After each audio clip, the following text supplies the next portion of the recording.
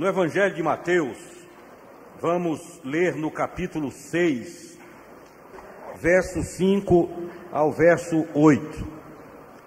Diz assim: E quando orardes, não sereis como os hipócritas, porque gostam de orar em pé nas sinagogas e nos cantos das praças, para serem vistos dos homens.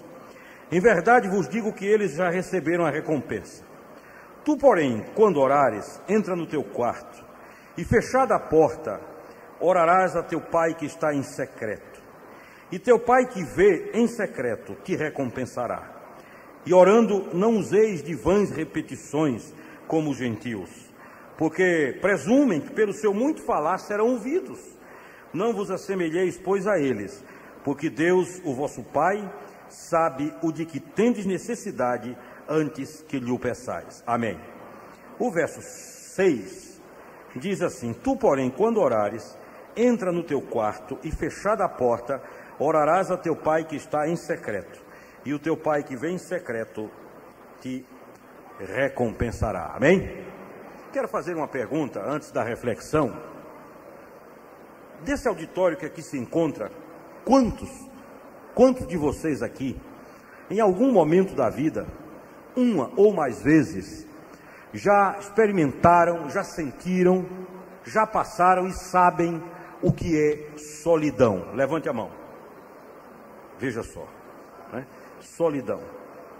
Vivemos em cidades grandes, muitas vezes com famílias numerosas, mas sabemos o que é solidão. Eu quero nessa noite dizer a vocês que há dois tipos de solidão. Há uma solidão doentia, patológica, estressante, que nos traz agonia, depressão. Há uma solidão que empurra o homem para o abismo da autodestruição. Há uma solidão que faz com que a pessoa se feche nela mesma, se enclausure, tranque todas as janelas e portas para a vida lá fora e passe a vegetar dentro de si mesma. Esta é uma solidão maligna. Esta é uma solidão destruidora. O pensador francês Jean-Paul Sartre, quando lhe perguntaram o que era o inferno, ele disse: para mim os outros são o inferno. Isso é, ele estava dizendo que nada lhe interessava para além dele. E esse foi tido como o maior conceito de solidão que já se pôde estabelecer na história da humanidade. Para mim, disse ele, os outros, todos os outros são o inferno. E ele disse que queria mais era viver sozinho. Há outro escritor, Hemingway, americano, que escreveu livros extraordinários como O Velho e o Mar e tantas outras obras, né? Principalmente sobre a cidade de Paris, onde ele viveu alguns anos de sua vida, mas que se meteu numa solidão destruidora e acabou tirando a própria vida, praticando suicídio. Há muita gente hoje vivendo nessa solidão esmagadora, estressante, que traz agonia, desespero, que faz com que a pessoa olhe para os outros como adversários, como inimigos, ou pelo menos como alguém que não interessa as suas vidas. E apesar de viver em cidades grandes, em comunidades movimentadas, ou terem famílias grandes, são pessoas absolutamente solitárias. Mas há uma solidão, e é sobre essa que eu quero falar alguma coisa com vocês e conversar hoje à noite, que é uma solidão abençoadora, é uma solidão promotora do crescimento, é uma solidão necessária para a reflexão, para o autoconhecimento e para o aumento da comunhão com Deus. Por isso eu quero falar sobre o tema a sós com Deus. Nós somos um povo, queridos, como o povo evangélico, que gostamos muito de festas, graças a Deus. Eu louvo a Deus porque nos últimos 30 anos a igreja evangélica começou a celebrar, a festejar, a cultuar. Afinal das contas, a palavra culto significa isso. Quem cultua, oferece. Quem cultua, dá. Quem cultua, celebra. Infelizmente, quando a gente vai para um culto, pede mais do que dá. Essa que é a grande verdade. Observe que mais ou menos 99% das nossas orações a gente pede. Senhor, me dá isso, me dá aquilo, me dá isso, me dá aquilo, me dá isso, me dá aquilo. E pedimos dinheiro, saúde, casamento, família, progresso, né, comida, emprego. E vamos pedindo. No fim damos, louvado seja o teu nome, aleluia, em nome de Jesus, amém. Mas há um dado pior. É que, ao mesmo tempo que gastamos 99% das nossas orações pedindo, quase que 99% do que pedimos é para nós. Raramente jejuamos pelos outros. Eu não vou perguntar quantos aqui já jejuaram, porque muitos levantariam as mãos. E se eu perguntasse quantos jejuaram por alguém, o número iria cair muito, porque, via de regra, nós só choramos, jejuamos e oramos por nós. Quando a coisa aperta, quando a coisa está difícil, quando a crise financeira bate, quando o desespero chega, quando a família corre risco, quando o médico diz, você possivelmente está doente e é uma doença que não vai ter cura, aí entramos em jejum, oração e lá vai, joelho para cá, joelho para lá, por nós. Alguns dias atrás, um pastor amigo lá do Rio de Janeiro passou por um susto muito grande. Começou a ter algumas dores no intestino e, como ele sempre teve problemas intestinais, achou que era mais um. Aí foi ao médico, fez uma ultrassonografia, fez alguns exames e o médico, imprudentemente, disse-lhe o seguinte: olha, eu vou fazer uma biópsia apenas para confirmar, mas eu estou praticamente certo de que isso aí é um tumor maligno. E o nosso colega e irmão quase morre antes. Feita a biópsia, deu negativo, e ele me mandou um e-mail louvando a Jesus porque deu tudo negativo. Mas eu fiquei imaginando que esse rapaz deve ter orado, não é brincadeira, né? Na agonia. Você já leu o livro de Jonas? Não há uma menção de Jonas orando, nenhuma. Jonas era um profeta que não orava. Quando ele entrou naquele navio que a tempestade veio, até os pagãos oraram. A Bíblia diz que cada marinheiro pagão invocou seu Deus, e Jonas roncava, não orava. Aí quando a coisa ficou difícil, que ele foi parar na barriga de um peixe, estava lá nos intestinos do peixe, aí ele orou. Mas foi preciso Deus colocá-lo na barriga de um peixe, no fundo do mar, para ele abrir a boca e orar. Amados irmãos, somos assim. É deste material que nós somos feitos. Deus sabe disso. Nós, ao contrário de Jesus, nos preocupamos mais conosco do que com os outros. Todos nós. Nós gememos por nós, dificilmente gememos por outro. Quando é um filho, um parente, uma pessoa da nossa família, até que gememos um pouco. Mas eu quero nessa noite louvar a Deus, porque somos um povo que festeja. Agora, o problema é quando a gente aprende a viver só de festa. Só do oba-oba da festa. E nós esquecemos o mais importante, que é aquele momento a sós com Deus. Preste atenção. Nós vamos ver agora alguns fatos bíblicos que vão nos mostrar que o que segura a fé, o que garante a fé, o que faz o sujeito aguentar a provação, a dificuldade, a luta, o que faz a pessoa enfrentar a tempestade e vencer, não são as reuniões festivas e alegres, é aquela hora que ela aprende a ter sozinha com Deus. É muito bom estar reunido. Eu sempre brinco, quando a gente tem que reunir pastores para tratar de algum assunto, eu sempre brinco dizendo: a única forma de fazer reunião de pastores é botar comida. Diga que vai ter um franguinho que não falta um. E eu até brinco dizendo, se o juízo final, os juízes fossem os galetos, os pastores estariam liquidados. Porque não há maior consumidor de galeto do que pastor em almoço da classe, né? Até conta, tem um amigo meu do Palavra da Vida, Magu, ele disse que uma vez, um pastor estava comendo numa fazenda, né, e um galo subiu na janela e cantou na hora do almoço, enquanto eles comiam uma galinha, né? Galinha gostosa de capoeira. Aí o galo subiu e bateu lá as asinhas e cantou. Aí alguém disse: o que é que ele quer? O dono da casa disse: não, ele está alegre, porque mais uma filha entrou no ministério, né? Está na barriga de mais pastores aí. Somos assim. É bom ter festa, é bom ter alegria, celebrar, glória a Deus, amém, vamos saltar, pular. Mas nessa noite eu queria que você saísse daqui sabendo que o que sustenta a sua vida, na hora da crise, a grande âncora, é aquela hora em que você e Deus ficam cara a cara. Você e ele, em nome de Jesus, amém? Primeiro exemplo é Abraão. Quando Deus quis preparar Abraão, Deus disse a Abraão: sai da tua e do meio da tua e vai para um lugar que eu te mostrarei. E Abraão saiu. E houve um momento em que ele ficou só com Deus. Ele preparou um altar. E eu estava lendo antes desse culto o texto, e a Bíblia diz que desceu sobre Abraão pavor. Ele apavorou-se, ficou cheio de medo. Mas de repente, sozinho, no meio dos carvalhais, a presença do Senhor chegou, consumiu a oferta que ele havia colocado sobre o altar, o fogo desceu ali e o velho patriarca se alegrou na presença de Deus. E é interessante que ele construiu 4 altares na sua vida: Siquém, Hebrom, Betel e Moriá. E os 4 altares que ele construiu foram construídos em hora de profunda solidão com Deus. Esta é a solidão saudável, esta é a solidão abençoada, esta é a solidão que diz: ainda que eu ande pelo vale da sombra da morte, não temerei mal nenhum, porque tu estás comigo. E como já disse alguém, um com Deus é maioria. Então estar a sós com Deus é estar na melhor das companhias de todo o universo. O segundo foi Jacó. Está lá em Gênesis capítulo 32, quando ele, fugindo de Esaú, seu irmão, apavorado, com medo, desesperado, agoniado, finalmente ele diz: tem que tomar uma decisão na minha vida, é agora ou nunca, ou vai ou racha, é 8 ou 80. Esse negócio do jeito que vai, a vida do jeito que eu estou vivendo é uma palhaçada, isso não é vida, isso é uma agonia, isso é um horror, e vai ter que mudar ou eu prefiro morrer.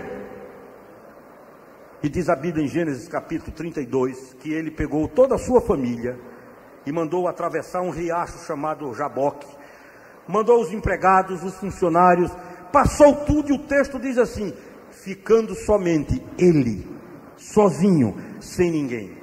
E foi naquela noite de solidão, foi naquela noite de absoluta solidão, sem nenhuma companhia humana, que Jacó teve um encontro com Deus, lutou com Deus, foi abençoado, transformado, venceu, e diz a Bíblia: nascia o sol quando ele atravessava Peniel e mancava de uma coxa, e disse: vi o Senhor face a face, e a minha vida foi salva. Amém.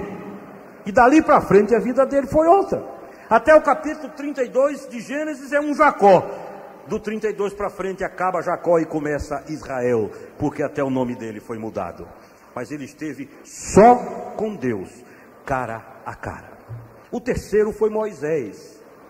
Moisés era príncipe do Egito, morava no palácio, era uma espécie de primeiro-ministro daquela grande nação. E Moisés, meus queridos, foi educado em todas as ciências do Egito. Isto significa dizer que ele se tornou um grande matemático, um especialista em geometria, em trigonometria. Moisés sabia de tudo que era pertinente àquela grande civilização, até que um dia Deus disse: eu preciso de você. Você sabe o que foi que Deus fez com Moisés? Tirou Moisés do palácio e levou para onde? Para onde? Mais alto. Para o deserto. Tirou Moisés da almofada fofa e levou para a pedra, para a rocha. Tirou Moisés da água gostosa e dos banhos com sais que ele tomava no palácio de Faraó, e o colocou na quentura e no calor terrível do deserto, para prepará-lo. Mas foi ali no deserto que ele conheceu Deus. Quem já andou por deserto sabe.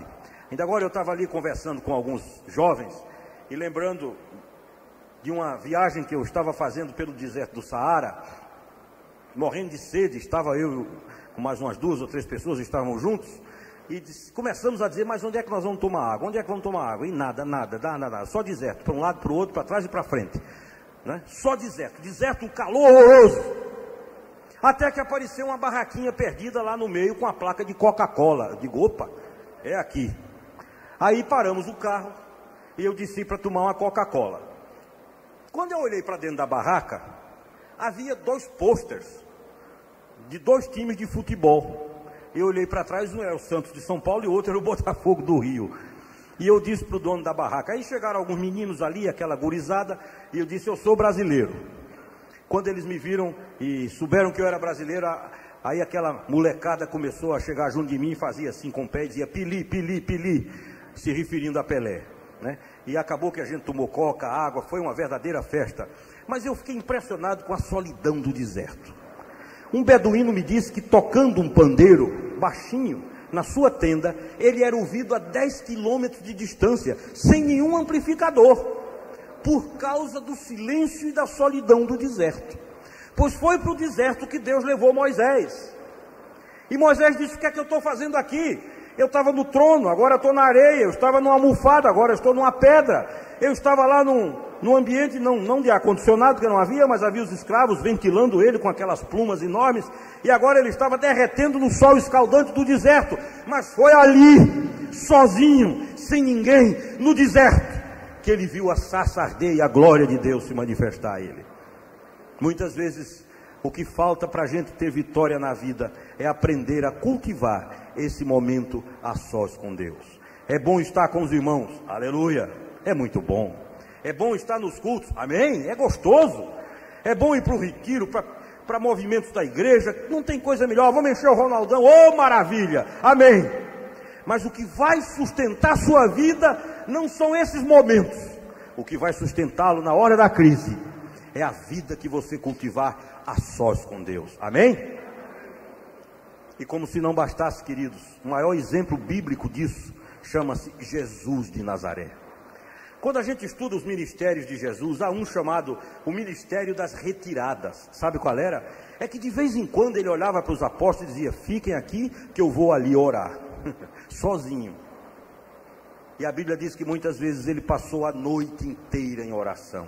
Ele e o Pai, o Filho e o Pai, eu e tu e eu. Há horas em que eu quero 12 comigo, há horas em que eu quero 500, há horas em que eu quero multidões, há horas em que eu não quero ninguém, dizia Jesus, sou eu e tu.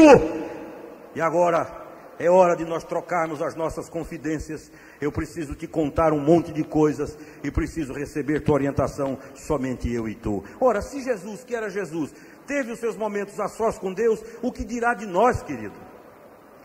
A Inglaterra foi sacudida por dois homens, chamados John Wesley e Carlos Wesley. Eram irmãos carnais.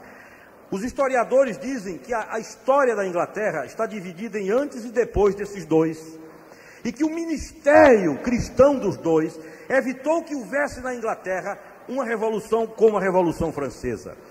Mas por que foi que John Wesley e Carlos Wesley aconteceram? Presta atenção. Eles eram filhos de uma mulher chamada Susana Wesley.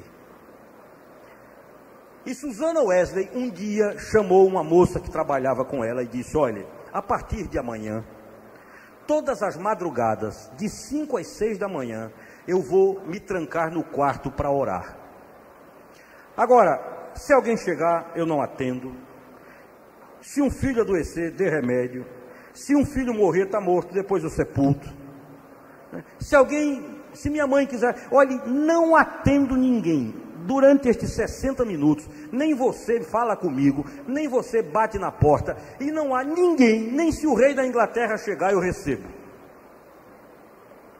E Susana Wesley orou todos os dias, de 5 às 6 da manhã, ela e Deus, só os dois. Sabe quantos anos? 40 anos. E como resultado daquela vida a sós com Deus, Deus levantou dois filhos, João e Carlos Wesley, que sacudiram a Inglaterra para a glória do Senhor Jesus. Meus irmãos, temos que aprender isso. Você já leu na Bíblia, em Josué capítulo 10, que um dia Deus parou o sol? Eu gosto muito de uma frase do Dr. Shedd, que ele diz: a terra está caminhando. Não somente a terra, o universo. Você está sentadinho aí agora, não está? Está bonitinho aí no banco, né? E você é capaz de jurar para mim, dizer: pastor, está tudo parado. Tá não, engano seu. Nós estamos andando, para onde ninguém sabe, mas o universo está em caminho, está em movimento, tem nada parado, nada. Por isso o grande cineasta italiano, Federico Fellini, fez um filme extraordinário chamado Il la nave va, ou seja, a nave era a Terra. Os americanos chamam a Terra de spaceship, a nave espacial, porque a Terra na verdade está em movimento, nós estamos aí, todo o universo caminhando para algum lugar. Pois sabe o que aconteceu? Preste atenção. Um dia Deus puxou o freio de mão e o universo parou. Deus meteu o pé no breque, no freio.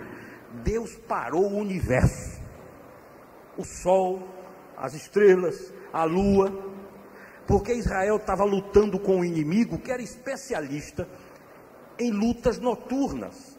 E o maior medo de Israel era que anoitecesse, porque se anoitecesse eles estavam liquidados. Eram os amalequitas. Aí o que aconteceu? Deus puxou o freio de mão e os amalequitas aperreados deixa escurecer que a gente acaba com eles. E nada de escurecer. Isso não é possível. Não é horário de verão, já era para estar escuro. Isso, um amalequito olhando para o outro, né? O que foi que houve? Não, 6h30, com certeza às 8 vai estar escuro. 8 e nada. Mas daqui a pouco, meia-noite, e meia-noite o sol a pino. Dia. E os amalequitas desesperados, Israel liquidou com os amalequitas. Deus parou o sol, Deus parou a lua, Deus parou toda a mecânica cósmica. Sabe por quê? Está escrito em Josué 10. Porque Deus ouviu a oração de um homem que andava a sós com ele, que conversava com ele. Meu irmão, a pior desgraça é quando a gente depende de reunião de oração para orar. Aí a coisa está ruim. Imagine se você dissesse: eu só vou almoçar se tiver um grupo para almoçar comigo. Duvido. Pode não ter ninguém, você come sozinho. Eu quero ver aqui nesse auditório quem seria capaz de dizer: pastor, eu só recebo o meu salário se tiver 50 pessoas para receberem lá comigo.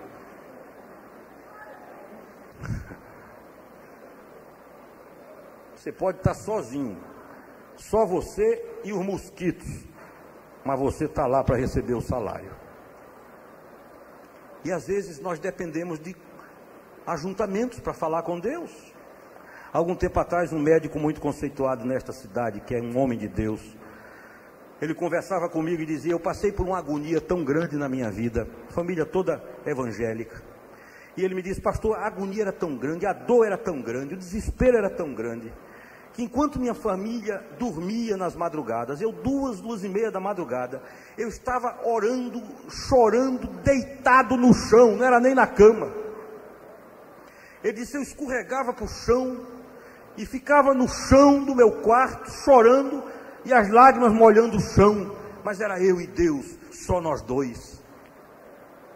Meus irmãos, quantos de nós hoje à noite estamos precisando de aprender a praticar esta realidade e não depender de A, de B ou de reuniões para estar com Deus, mas dizer: Senhor, eu quero estar contigo todas as horas da minha vida, e eu não quero chegar à barriga de um peixe, nem a um naufrágio, nem a uma desgraça, para que eu aprenda isso, mas eu quero sair daqui nessa noite aprendendo que tudo que tu queres é que eu te tenha como amigo e que nós conversemos um com o outro. Louvado seja o nome do Senhor. Amém? Era isso que eu tinha para dizer para os irmãos nessa noite. E eu gostaria que todos curvassem as suas cabeças agora em contrição. Eu vou fazer um apelo nessa noite. Eu gostaria de saber quantos aqui ou não têm o hábito, ou perderam o hábito, ou só oram em grupo, mas que não estão desenvolvendo esta prática de vida, de ter um momento todo dia sozinho com Deus, eu e tu, Senhor. Não quero ninguém, nem mulher, nem filho, nem marido, nem parente, nem mãe, nem pai, nem amigo, nem irmãos da igreja. Eu quero aprender a ter a minha hora somente eu e tu, porque eu sei que na hora da batalha, da agonia, é essa hora que vai me segurar. Quando eu estiver sozinho com os leões, eu não vou precisar de um grupo de irmãos para orar, porque eu vou saber falar contigo sozinho. Quando eu estiver no ventre de um peixe, agoniado, sem ter portas por onde sair, eu não vou precisar chamar ninguém para orar, porque eu sei falar contigo, estando eu e tu sozinhos. Quando eu estiver no meio da fornalha, eu não vou precisar de ninguém, eu vou saber falar contigo. Quando eu estiver no deserto, ou no palácio, na glória ou na desgraça, eu saberei que eu e tu somos amigos o suficiente para caminharmos vida fora, em nome de Jesus. Então esse é um apelo muito simples. Se você nessa noite deseja, a partir daqui, cultivar, aprender, colocar a sua vida para uma relação pessoal com Deus, você, meu irmão, que já fez isso, mas não faz mais, ou que nunca fez e quer fazer, ou que faz pouco, mas quer intensificar, e quer sair por aquela porta hoje, dizendo: de hoje em diante, sou eu e Ele, não dependo mais de ninguém, sou eu e Ele. Eu vou pedir que você se ajoelhe aqui à frente, eu quero orar com você, em nome do Senhor Jesus. Vamos ficar todos de pé, você sai do seu lugar, se ajoelha aqui, e por mais difícil que seja o seu problema, você vai aprender a conversar com Deus sozinho, e não precisa ninguém saber. Pai, chegamos à tua presença mais uma vez, para rogar, Senhor, para interceder e pedir sobre estas vidas que estão aqui no altar. Estes, ó Deus, que vieram trazer o seu coração quebrantado, cheio de fé, de esperança, confiantes no Pai. Quero pedir em nome do Senhor Jesus, que de hoje em diante, eles tenham prazer em conversar contigo, que aprendam a ter uma relação absolutamente pessoal, e que se não tiverem mais ninguém para estar juntos, orando, louvando, eles o façam sozinhos, ó Deus.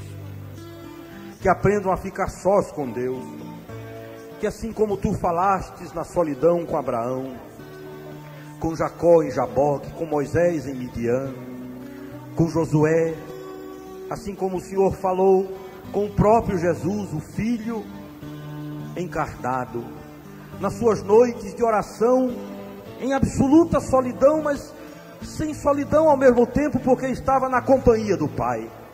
Que estes amados irmãos aprendam a partir de hoje a levar os seus pedidos, suas lágrimas, seu coração, seus sonhos, seus projetos, seus anseios, os ideais da alma, que eles contem tudo para o Senhor, e que haja uma conversa agradável entre o Deus Criador dos céus e da terra e cada um deles, Senhor.